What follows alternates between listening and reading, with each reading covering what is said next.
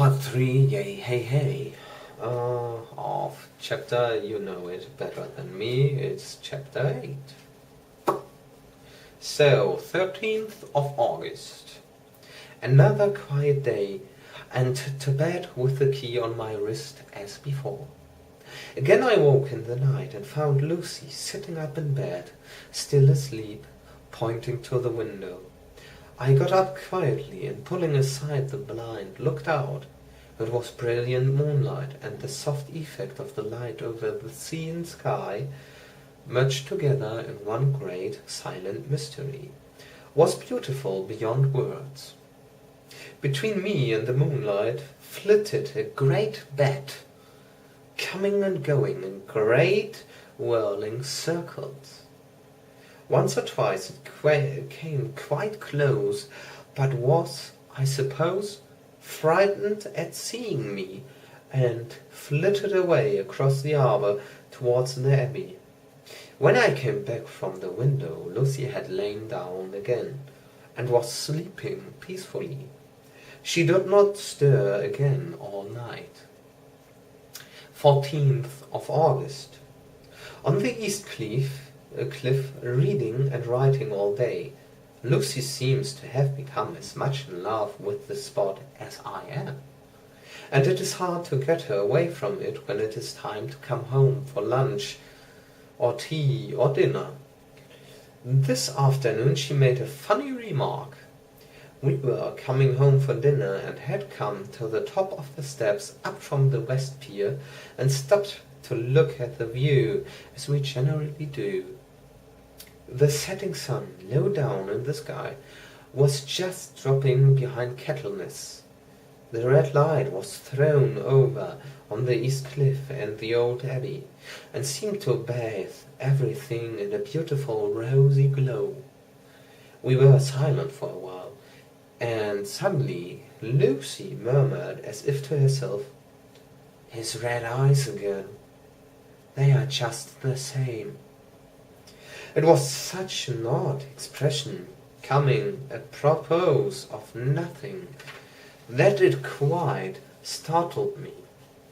I slewed round a little, so as to see Lucy well without seeming to stare at her, and saw that she was in a half-dreamy state, with an odd look on her face that I could not quite make out.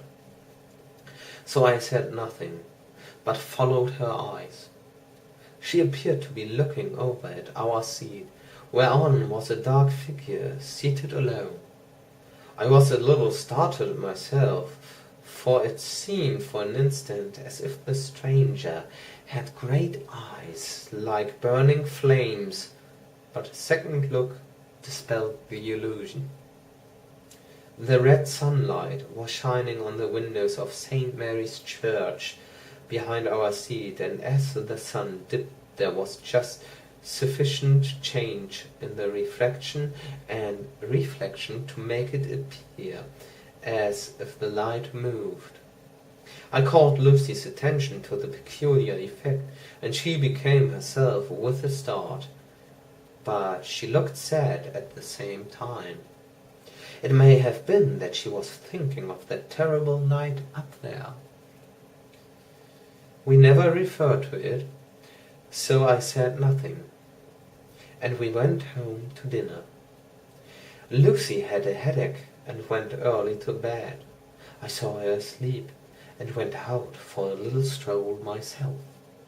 I walked along the cliffs to the westward, and was full of sweet sadness, for I was thinking of Jonathan.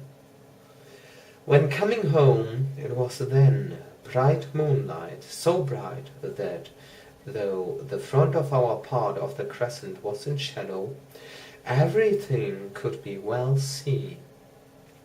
I threw a glance up at our window, and saw Lucy's head leaning out. I thought that perhaps she was looking out for me, so I opened my handkerchief and waved it. She did not notice or make any movement whatever. Just then the moonlight crept round an angle of the building, and the light fell on the window. There distinctly was Lucy with her head lying up against the side of the window-sill and her eyes shut. She was fast asleep, and by her, seated on the window-sill, was something that looked like a good-sized bird. I was afraid she might get a chill, so I ran upstairs. But as I came into the room, she was moving back to her bed, fast asleep, and breathing heavily. She was holding her hand to her throat, as though to protect it from cold. I did not wake her, but tucked her up warmly.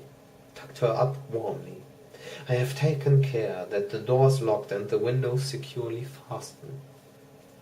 She looks so sweet as she sleeps, but she's paler than is her wont, and there's a drawn, haggard look under her eyes which I do not like.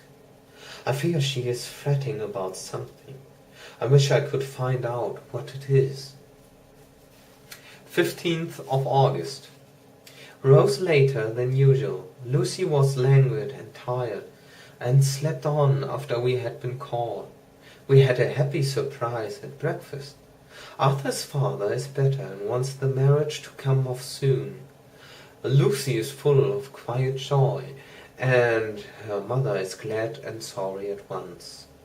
Later on in the day she told me the cause. She is grieved to lose Lucy as her very own, but she is rejoiced that she is soon to have someone to protect her. Poor dear, sweet lady. She confided to me that she has got her death warrant. She has not told Lucy, and made me promise secrecy. Her doctor told her that within a few months at most she must die, for her heart is weakening. At any time, even now, a sudden shock would be almost sure to kill her. Ah, we were wise to keep from her the affair of the dreadful night of Lucy's sleepwalking. 17th of August. No diary for 2 whole days. I have not had the heart to write. Some sort of shadowy pall seems to be coming over our happiness.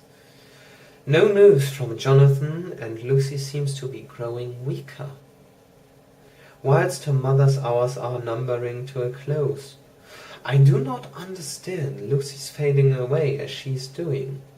She eats well and sleeps well and enjoys the fresh air, but all the time the roses in her cheeks are fading, and she gets weaker and more languid day by day. At night I fasten to my wrist. I hear her gasping as if for air. I keep the key of our door always fastened to my wrist at night, but she gets up and walks about the room and sits at the open window. Last night I found her leaning out when I woke up, and when I tried to wake her I could not. She was in a faint. When I managed to restore her, she was as weak as water, and cried silently between long, painful struggles for breath. When I asked her how she came to be at the window, she shook her head and turned away. I trust her feeling ill may not be from that unlucky prick of the safety pin.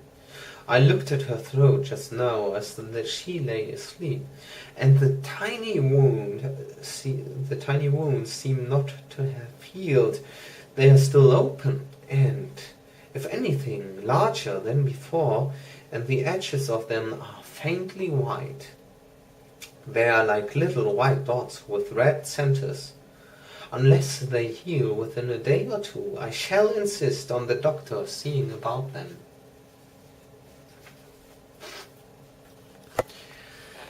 Welcome to the channel.